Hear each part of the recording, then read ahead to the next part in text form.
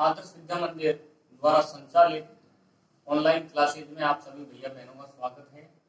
कक्षा 7 विषय अंग्रेजी का जो हमारा दूसरा लेसन चल रहा था, ये गिफ्ट ऑफ चप्पल्स, उनके जो पहला भाग था वो खत्म हो चुका है और दूसरा पार्ट आज प्रारंभ करने जा रहे हैं। उसके कुछ शब्दार्थ आप कुछ ब्लैक बोर्ड पर ही इन्हें आप अपनी सहायता के लिए लिख लें और उनके आधार पर आप सुनकर पढ़ने का प्रयास करें। अपनी पुस्तक खोल लें सभी भैया बहन, पेज नंबर 22, पार्ट सेकंड, सभी ठीक से देखें। Mridu crept up to the window, Mridu रेंग कर विंडो के पास गई। Lalli was sitting a little distance away, Lalli कुछ दूरी पर बैठी हुई थी। Awkwardly holding her violin and bolstering her elbow jutting out and her eyes glazed with concentration, वह अजीब तरीके से अपने हाथ में वायलिन को पकड़े हुई थी, जिसकी निगाहें अध्यापक के वायलिन की ओर केंद्रित थी। In front of her, with most of his back to window, जो संगीत अध्यापक, उसका अधिकांश भाग अर्थात उसकी पीठ लगभग खिड़की की तरफ थी। was the bony figures of the music master, जो एक छोटी और अल्पवृद्ध आयु की अवस्था का था। he had mostly bald head with a fringe of oily black hair falling around his ears and an old-fashioned tuft, उसके सिर में अधिकांश बाल नहीं थे, अर्थात वह लगभग गंजा था, और कुछ काले बाल कुछ काले बाल तेल लगे हुए जो उसके कानों तक लटक रहे थे, वे उसके पुराने फैशन को दर्शा रहे थे। A gold chain gleamed around his leathery neck, और एक सोने की चेन उसके गले की चमड़ी पर लटक रही थी। And a diamond ring glittered on his hand as it glided up and down the stem of the violin, और उसके एक हाथ की अंगुली में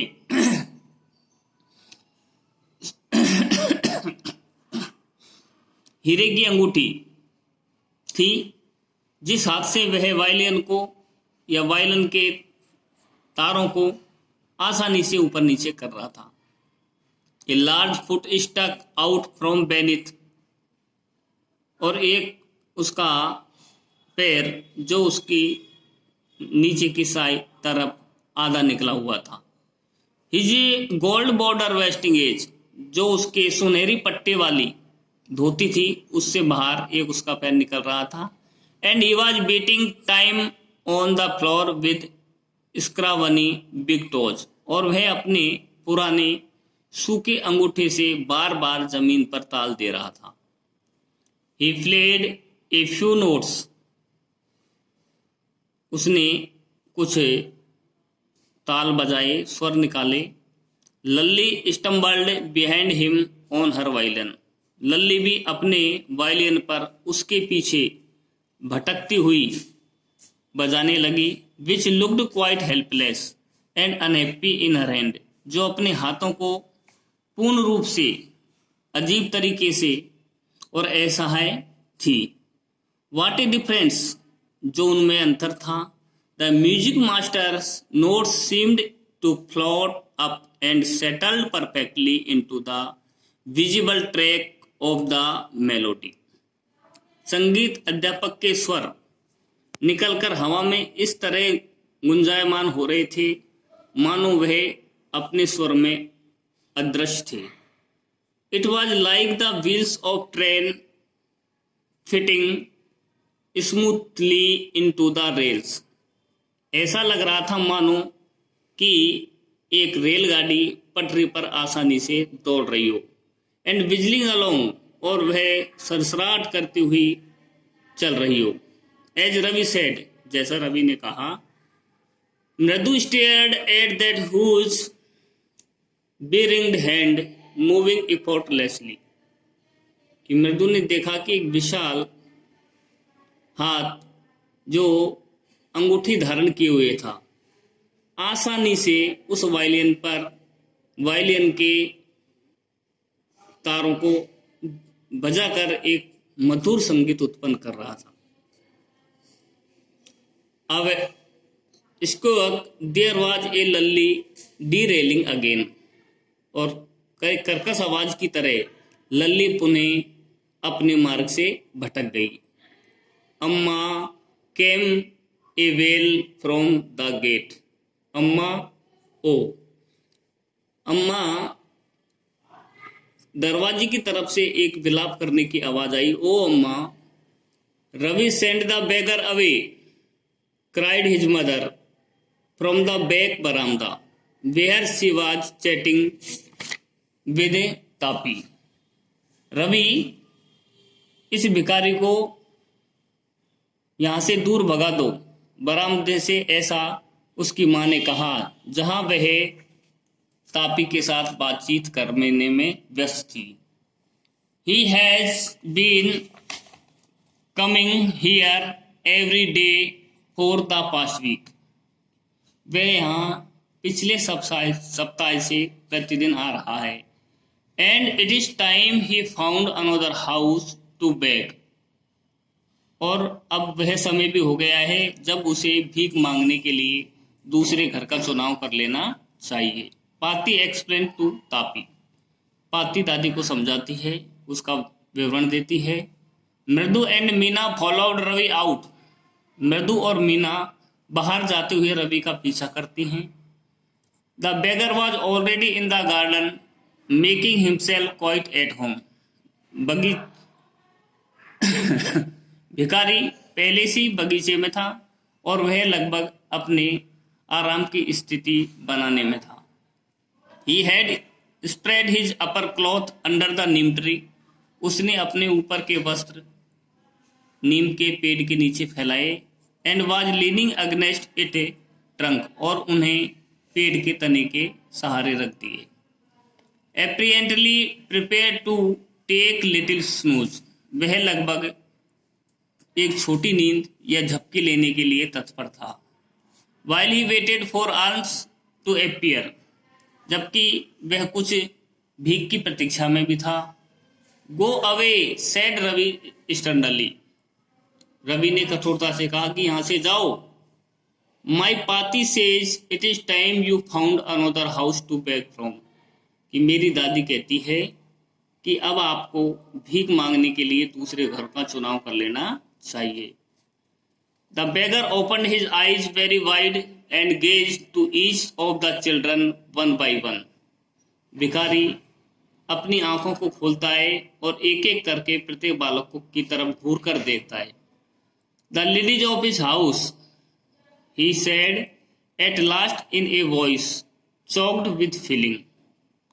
इस घर की महिलाएं जो पिछले दिनों से उसके प्रति दयावान थी, are very kind soul of, कि वे तो बहुत ही उदार हृदय हैं।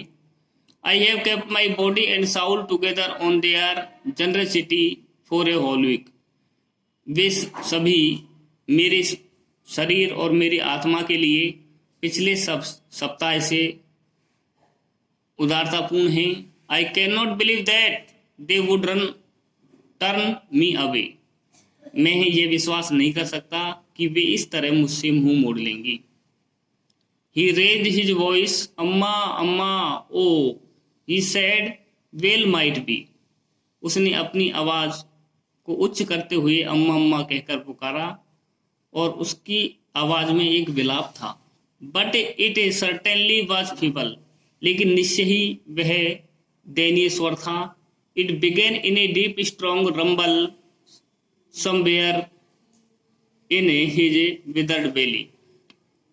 ये उसके लिए गहरा और अन्य कहीं जो सूखे पेट को चिपका हुआ पेट था उसे देखा तो ये बड़बड़ाया। And came booming out of mouth, और उसने अपने मुंह से कुछ शब्द निकाले। With a few remaining teeth stands brown with betel chewing. उसके मुंह में बचे हुए कुछ दांत जिन पर पान चबाने के निशान बने हुए थे। Ravi tell him there is nothing left in the kitchen. Ravi ने उसे बताया कि रसोई में कुछ भी नहीं बचा है। Called Rukmani and he is not to come again. Rukmani ने पुकारा और उससे कहो कि वे पुनः न आए। Tell him that she sounded fed up, कि वह उसके बार बार भीख मांगने की आवाज से उकता गई है, तंग आ गई है। Ravi did not have to repeated it all to the baker. Ravi को यह सब बातें भिखारी के सामने दोहराने की आवश्यकता नहीं थी। What his mother said had been says easy for them all to hear, कि उसकी माँ के द्वारा कही गई सारी बातें भिखारी आसानी से सुन चुका था, जो नीम के पेड़ के नीचे था। The beggar set up and side. भिखारी खड़ा हुआ, एंड साइड और आह भरी। I will go he said verily. तो भिखारी ने तंग आकर ऊब कर कहा कि मैं चले जाऊंगा। Only let me have a rest here under this tree, कि मुझे सिर्फ इस पेड़ के नीचे आराम कर लेने दो। The sun is so hot the tar has melted on the road, कि इतनी तेज धूप है जिसके कारण सड़क का डामर भी पिघल रहा है। माई फीट और ऑलरेडी ब्लिस्टर्ड, मेरे पैर पहले से ही चलने के कारण पैरों में फफोले पड़ गए हैं। आगे का पैराग्राफ हम अगले वीडियो में पढ़ेंगे। आज तक यहीं तक है और आप इसे बार बार सुनकर लेसन पढ़ने का प्रयास करें। धन्यवाद।